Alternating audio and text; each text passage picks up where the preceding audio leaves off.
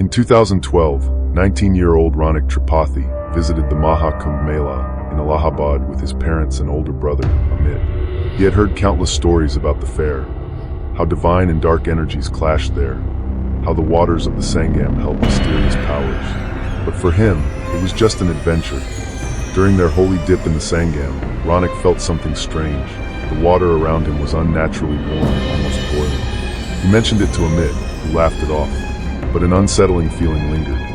That evening, as they explored the fair, Rounak noticed a peculiar sadhu sitting alone.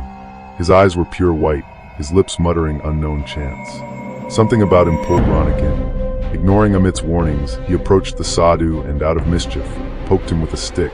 The sadhu's eyes snapped open. He smiled eerily and whispered, "I was waiting for you." Rounak shuddered. Before he could react, the sadhu handed him a beaded mala. "Wear it tonight," he said. "Tomorrow, you'll understand everything." That night, as soon as Rounak fell asleep, he was plunged into a nightmare.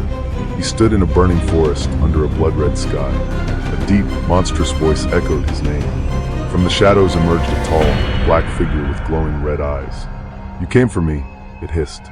"Now, it's time for you to come with me." Before Rounak could run, the entity lunged at him, merging into his body that he woke up screaming, drenched in sweat. The mala on his chest was scorching hot. Panicked, he ripped it off and threw it away. Over the next few days, misfortunes plagued his family. His father's shop caught fire. Amit lost his job. Their mother fell gravely ill. Something was terribly wrong. While cleaning his wardrobe, Rounak froze. The same mala was inside. His mother had unknowingly kept it. Terrified, he threw it away again, but that night, he saw the dark figure in his room. "Come back to the Sangam," it whispered. Unable to take it anymore, Rounak fled to Allahabad alone. On the way, he checked his bag, and his blood ran cold. The mala was inside the Mahakumbh. He desperately searched for the sadhu and fell at his feet, begging for forgiveness. The Baba's expression darkened. "You disturbed a meditating saint," he said. "Now, you must suffer the consequences." Rounak sobbed, pleading for mercy.